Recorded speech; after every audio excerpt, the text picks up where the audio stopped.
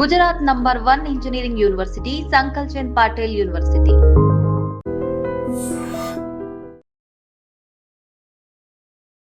నమస్తే, welcome to I dream. ఈరోజు Trump and Putin ఇద్దరు భేటీ అయినరు, చాలా విషయాలు మాట్లాడినరు. ఎస్పెషల్లీ రష్యా ఏదైతే యుద్ధం చేస్తుందో ఉక్రెయిన్తోని, దానికి సంబంధించి ఎక్కువగా మాట్లాడుకున్నట్టు ప్రస్తుతం అయితే మనకున్నటువంటి సమాచారం. ఒకసారి మాట్లాడదాం. బికాస్ నేషనల్ ఇష్యూస్ అన్నీ కూడా కరెక్ట్గా అనలైజ్ చేసి ఎవరైనా చెప్పగలుగుతారా అంటే ఫస్ట్ గుర్తొచ్చేది మనకు కాంగ్రెస్ వైస్ ప్రెసిడెంట్ అలాగే ఎక్స్ మినిస్టర్ పుష్పలీల గారు. మేడం మనతో పాటు ఉన్నారు, ఒక్కసారి మాట్లాడే ప్రయత్నం చేద్దాం. మేడం నమస్తే. నమస్తే. ఎట్లున్నారు ma'am? Fine better. Yeah ma'am, మొత్తం ఇప్పుడు అందరు ప్రపంచ దేశాలందరూ కూడా ఎదురు చూస్తుంది ఏంటంటే ట్రంప్ అట్లాగే పుతిన్ భేటీ. దగ్గర దగ్గర గంటన్నర నుంచి 2 గంటల పాటు భేటీ జరిగింది. అది అమెరికాలోనే జరిగింది. ఏం డిస్కషన్ వచ్చి ఉంటుంది? ఏమన్నా పరిష్కారాలు వచ్చే అవకాశం ఉందా? లేదు. లేదా? లేదు. ఎందుకు లేదు అంటే, ట్రంప్ అనేవాడు ఎలాంటి అంటే రాజ్య ఆకాంక్ష అంటారు కదా, రాజ్యాల మీద పెద్దరికాన్ని చెలాయించాలన్న ఈగోయిస్ట్ మైండ్ ఆయనకి. అందరూ నేను చెప్పినట్టు వినాలి, నా కరెన్సీనే వాడాలి, అన్ని దేశాలు కూడా నా కంట్రోల్లో ఉండాలి. అసలు ఈ యుద్ధాన్ని వెనకాల జరిపించడానికి కారణం కూడా గతంలో కూడా మన ఫిన్లాండ్ అనే విషయం చూసాము. ఒక ఉగ్రవాది సంస్థలను ప్రేరేపించి వాళ్ళని తయారు చేసి షెల్టర్లు ఇచ్చి ఆ తర్వాత చేసినందుకే వాళ్ళు తెలుసుకొని ఉల్టా వాళ్ళ మీదనే చేయడం జరిగింది అది. సో ఇలాంటివన్నీ కూడా ఒక రకమైన ముసుగు వేసుకొని హెల్ప్ చేస్తున్నామన్న ఉద్దేశంతో అందరిని మోసం చేసి ఈరోజు మొత్తం కూడా నా చేతిలో ఉండాలి, ఆధిపత్యం, గుత్తాధిపత్యం ఉండాలి అనేది ఒక ఈగోయిస్ట్ మైండ్. ఇంకోటి ఏంటంటే ప్యూర్గా బిజినెస్ మ్యాన్ అయినా. దానికి కారణం ఏంటంటే అతని దగ్గర ఆ దేశంలో ఉన్నది ఏంటి, మనలాగా ఏవి కూడా వాళ్ళు తయారు చేయరు, అక్కడ ఏవి కూడా ఉండవు. మనం చూస్తే అక్కడ అన్నీ కూడా ఇతర దేశాల మీద ఆధారపడాల్సిందే వాళ్ళు, తిండి దగ్గర నుంచి క్రూడ్ ఆయిల్ దగ్గర నుంచి ప్రతిదీ కూడా. సో అలాంటి అప్పుడు ఈయన ఒక డాలర్తో ఒక వెపన్స్ అమ్ముకోవడానికి, వీళ్ళకి వెపన్స్ అమ్ముకుంటే తప్ప జీవనాధారం లేని దేశం ఇది. అలాంటి దేశము వాళ్ళకి అమ్ముడు పోవాలంటే ఏం చేస్తారు, ఉగ్రవాద సంస్థలు వాళ్ళు పురికొల్పాలి. సో వాళ్ళకి అమ్ముడు పోవాలి కాబట్టి పాకిస్తాన్ లాంటి వాళ్ళతో యుద్ధాలు చేయాలి. అయితే చైనాతో కొంచెం జాగ్రత్త వహిస్తున్నాడు. ఎందుకంటే చైనా ఇప్పుడు ఒక రకంగా మన టెక్నాలజీ పరంగా ఈరోజు అన్ని దేశాలను మించిపోయే స్టేజ్లో మనం ఉన్నాం. దానికి రాజీవ్ గాంధీ అప్పటి నుంచి కూడా ఐటీలు, టెక్నాలజీ అవన్నీ కనుక్కుంది. అప్పటి నుంచే సెల్ ఫోన్లు కనుక్కోవడం టెక్నాలజీలు వచ్చింది. ఇప్పుడు వచ్చిన వాళ్ళు అంతా అకౌంట్లు వేసుకుంటారు కదా, అన్నీ కరెక్ట్ కాదు. అలాంటి దేశాలతో ఈరోజు మనం మాట్లాడాలని ఏ లెవెల్లో కూడా మనం ఎవరికి తగ్గకుండా ఈరోజు స్టిల్ మనం అభివృద్ధి చెందుతున్న దేశమైన ఇండియా, చెందుతున్న దేశం అంటే ఎప్పటికీ చెందుతూనే ఉంటాం. ఎందుకంటే మనం ఏది కూడా ఫుల్ ఫ్లెడ్జ్లో దాని మీద కాన్సన్ట్రేట్ చేసే పొలిటికల్ వ్యవస్థ లేదు. డెమోక్రసీ అనేది పేరే కానీ దీన్ని ఎటు పడితే అటు వాళ్ళ ఒక దాంతో వాడుకునే పొలిటికల్ లీడర్స్, పార్టీస్ ఉన్నాయి కాబట్టి ఈ దరిద్రాలు మన దేశానికి. దానికి కులాలు, మతాలు అన్ని దరిద్రాలు ఉన్నాయి. సో ఇప్పుడు ఏంటంటే రష్యా లాంటి దేశాన్ని పుతిన్లో పిలిపించుకొని ఆ రోజు కూడా ఇజ్రాయిల్ యొక్క ప్రధానమంత్రి ఆ పిల్లోని వాడిని పిలిపించినప్పుడు, ప్రెసిడెంట్ సైన్యాధ్యక్షుల హోదాలో వచ్చినప్పుడు మాట్లాడినప్పుడు వాడిని డ్రెస్ గురించి కూడా కామెంట్ చేశాడు ట్రంప్. ఇదేం డ్రెస్ నువ్వు, ఇదేనా నువ్వు అని వాళ్ళని అంత హీనంగా మాట్లాడినప్పుడు ఆ పిల్లోడు ఏం తగ్గలేదు. వాడు చిన్న దేశం అయినా సరే కానీ టకాఫస్ సమాధానం చెప్పాడు. అది మా పర్సనల్, అది నీ డ్రెస్ కోడ్ ఉంటే నీ దేశంలో పెట్టుకో, అది నాకు అవసరం లేదు, నేను ఇలాగే మాట్లాడతాను అని చెప్పి వాడు రూడ్గా వాడి దగ్గర ఆన్సర్ ఇవ్వడం జరిగింది ట్రంప్కి. సో అట్లా ఇప్పుడు ఈ యుద్ధాలు ఎందుకోసం జరుగుతున్నాయి, ఒక దేశం లోపల ఏవైతే చాలా వరకు ముడి సరుకులు కానీ ఆ దేశంలో ఉన్న సంపద మీద కంట్రోల్ చేసుకోవాలని ఒక దేశం ఇంకో దేశాన్ని ఆ ప్రాంతాలను కబ్జా చేసుకోవాలనే కోసమే జరుగుతున్న యుద్ధం ఇది. రష్యా అనేది మేబీ ఇజ్రాయెల్తో దీంతో చూసినా యుద్ధాలకు ఇంత కొనసాగించడం చరిత్రలో ఎప్పుడు జరగలేదు. మనం చూడలేదు. ఇన్ని దాదాపు 1.5 year అయిపోయింది, 2 years దగ్గరకు వస్తుంది. సో అక్కడ ఇది వరకు యుద్ధం చేస్తే ఎవరమన్నా ఒకరు ఐక్యరాజ్య సమితితో ఇన్వాల్వ్ అయ్యేది, కంట్రోల్ చేసేది, ఇలా చేయడం తప్పు అని. ఇప్పుడు ఎవరి కంట్రోల్లో ఎవరు లేకుండా పోయారు. ఇప్పుడు ప్రపంచంలో కూడా ఏదైనా ఇలాంటి విపత్తులు వచ్చినప్పుడు వరల్డ్ బ్యాంక్ నుంచి వాళ్ళకి ఆహార సదుపాయాలు కల్పించడం కానివ్వండి, వాళ్ళకి ఫుడ్ ఇప్పించడం కానివ్వండి, ఇవన్నీ అన్ని దేశాలు ఒకరికొకరు దేశాలు హెల్ప్ చేసుకుంటాయి. సో ఇలాంటిది కూడా వాళ్ళకి చెందనివ్వకుండా వీళ్ళకి ఒక పక్కన వన్ సైడ్గా సపోర్ట్ చేస్తున్నాడు ట్రంప్. అందుకని రష్యా కూడా ఒక రకంగా ఒకప్పుడు వాళ్ళతో సమానంగా హోదాలో ఉన్న రష్యాని తర్వాత అది విడిపోయిన తర్వాత దాని వీక్నెస్ని ఓన్ చేసుకొని పుతిన్ని కూడా ఈరోజు నా కంట్రోల్లో తెచ్చుకుందాము, నేనేం చెప్తే అది వింటాడేమో అనుకొని భ్రమలో మాట్లాడాడు. కానీ పుతిన్ అంత తొందరగా తగ్గే వ్యక్తి కూడా కాదు. అయితే వాళ్ళు అక్కడ వీళ్ళు తగ్గటం లేదు, ఇక్కడ ఈయన తగ్గట్లేదు. ఏ ప్రాంతాలు అయితే వీళ్ళు రష్యా వాళ్ళ తీసుకొని ఇజ్రాయెల్ని కంట్రోల్ చేసుకున్న కొన్ని ప్రాంతాలని అవన్నీ కూడా వీళ్ళు హ్యాండ్ ఓవర్లు చేసేసుకుందామని వీళ్ళు ఉన్నారు. మా ప్రాణాలు పోయినా పర్వాలేదు కానీ మేము ఆ ప్రాంతాలను హ్యాండ్ ఓవర్ చేయమంటున్నారు వాళ్ళు. సో ఇది చేయాలి అంటే అన్ని దేశాలు, అలీన దేశాలు అన్నింటినీ కూడా కంట్రోల్ ఉన్నాయి, ఏవైతే వీటో పవర్ ఉన్న దేశాలు, అలీన దేశాలు, ఇవన్నీ కూడా కూర్చొని ఇది ఎక్కడైనా కూడా దీని ఇంపాక్ట్ అన్ని దేశాలు పడుతుంది. ఎందుకంటే గ్లోబలైజేషన్ అయిపోయింది. ఒకరి వరకు ఒకరికి మ్యూచువల్ అండర్స్టాండింగ్లో మనం అందరం ఒకరి దాని మీద ఒక టెక్నాలజీ పరంగా ఆధారపడుతున్నాం అన్నిటి. సో ఇది చాలా ప్రపంచానికి మంచిది కాదు అనే లెవెల్లో అణు యుద్ధాలు రాకుండా చూసుకోవాలి మనము అనేసి. అంటే పాకిస్తాన్ వాడు మనం ఏం చెప్తున్నాడు, మొన్న సింధు వాటర్ గురించి మీరు వాటర్ ఇవ్వకపోతే మీ బాంబు వేసేసి మిమ్మల్ని పేల్చేస్తాము అంటున్నాడు. ఎందుకన్నాడు? అసలు వాడు స్వయంగా శక్తి లేదు వాడికి. ఎక్కడికి పెట్టి పిలిపించుకున్నాడు ట్రంప్ వాడిని? అమెరికాకు పిలిపించుకొని వాడితో అక్కడ మాట్లాడిచ్చాడు మన ఇండియా. ట్రంప్ కూడా చెప్పాడు కదా మ్యామ్, నేనే ఆపాను. అదే కదా సీజ్ ఫైర్. మోదీ ఆపాడా, ట్రంప్ ఆపాడా? అసలు మోదీకి మన దేశం యొక్క సార్వభౌమ అధికారంలో చొరబడి మాట్లాడే అధికారం వాడికి ఎక్కడికి? మనకు ఒప్పందాలు రాసుకున్నాము, ఏ దేశము ఇంకో దేశం ఆంతరంగిక విషయాల్లో కానీ యుద్ధ విషయాల్లో కానీ వెళ్ళకూడదు. ఇవి ఒక రూల్స్ ఉన్నాయి, ఫ్రేమ్ చేసుకుని ఉన్నాం. కానీ వీడు అన్నిట్లో ఏలబడతానంటున్నాడు. వీడెవడండి మనకు చెప్పడానికి? ఇప్పుడు మనం ఏం చేసాము, మనం కూడా చైనాతో మనకు ఎందుకు గొడవ? మనకి చైనాను మనం ఓన్ చేసుకోవాలి. వీడికి చైనా నచ్చదు, పాకిస్తాన్ నచ్చదు.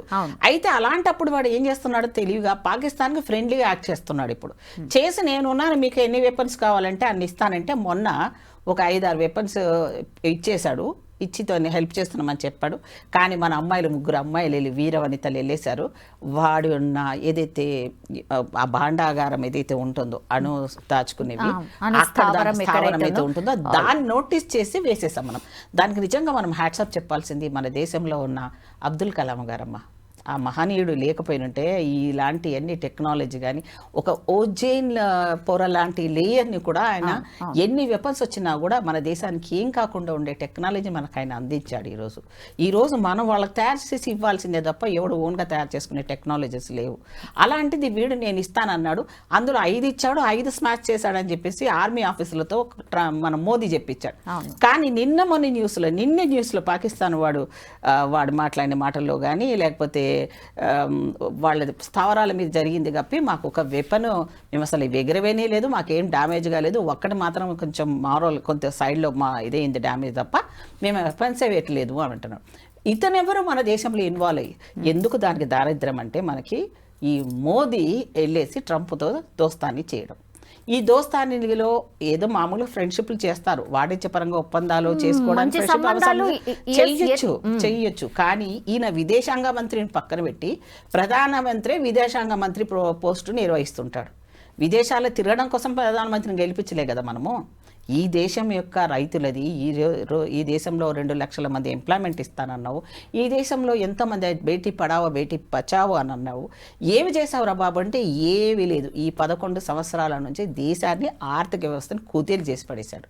మన రూపాయి యొక్క విలువను పడిపోయిందని కారణం ఎవరు అంటే మోదీ. దానికి కారణం ఏంటి?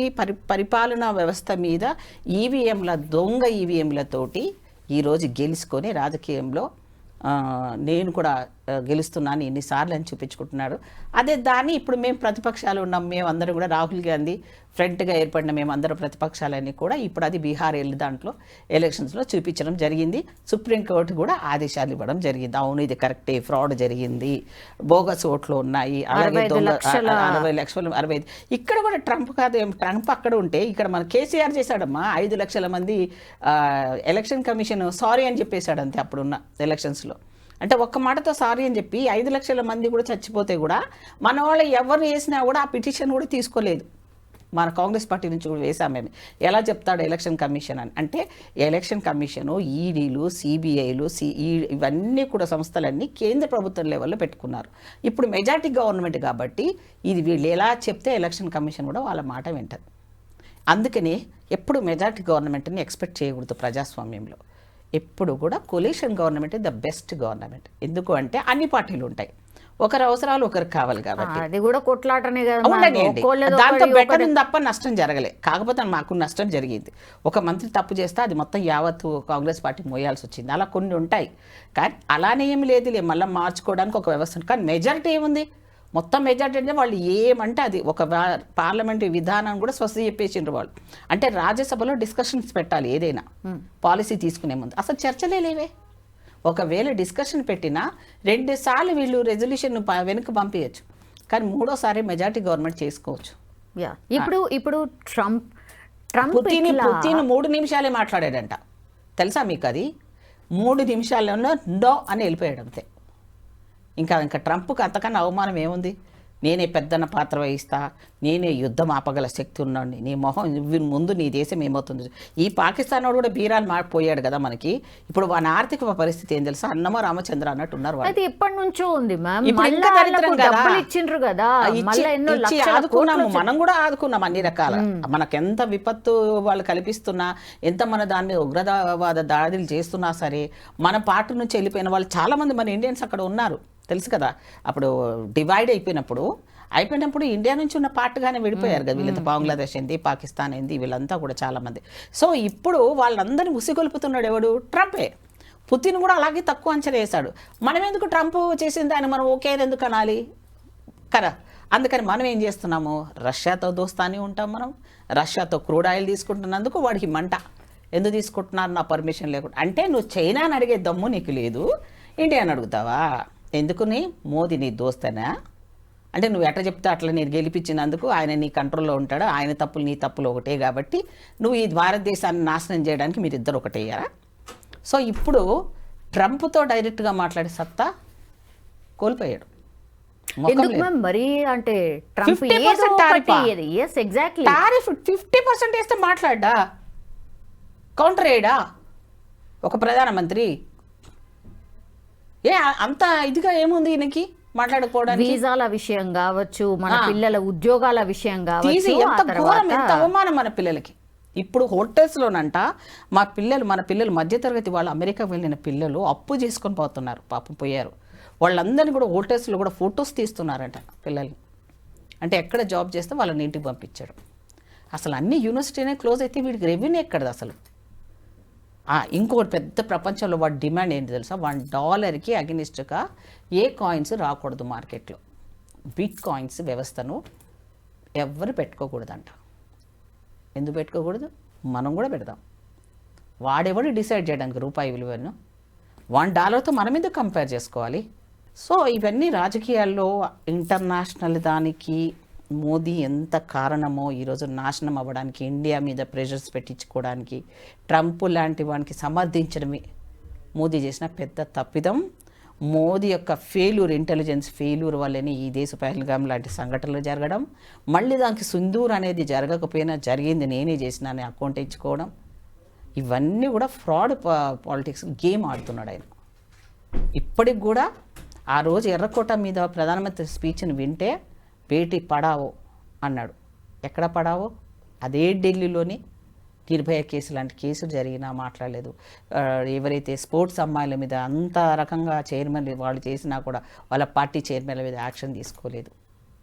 ఏ దానికి స్పందన లేదు, మాట్లాడాడు. అంతెందుకు మణిపూర్ సంఘటన, ఈరోజు బంగ్లాదేశ్ లాంటి దేశానికి సపోర్ట్ చేసినావు మోదీ, మరి ఇప్పుడు రేపొద్దున నీ పరిస్థితి కూడా అదే వస్తుందేమో. ప్రజాస్వామ్యం అంతా తక్కువ అంచనా వేయద్దమ్మా. ప్రజలకు కోపం వస్తే తట్టుకునే శక్తి ఏ పెద్ద దేశాధ్యక్షులకైనా కానీ తప్పదు, పారిపోవాల్సిందే. ఇలా కూడా ఆ రోజు వస్తుంది త్వరలోనే. Thank you ma'am. Thank you so much. మీకు కూడా చాలా థ్యాంక్స్ చెప్పాలి, మంచి సబ్జెక్ట్ నన్ను అడిగినందుకు. Thank you ma'am. Thank you. And for more videos, Please subscribe to iDream. Please subscribe to iDream. Please subscribe iDream. And please subscribe to iDream. For more videos, subscribe to iDream. please like, share and subscribe to the channel. Congratulations, iDream. Subscribe to iDream. Subscribe to iDream. So subscribe to iDream Media. iDream ki iDream team అందరికి huge congratulations. Please subscribe iDream Media. Please subscribe to iDream.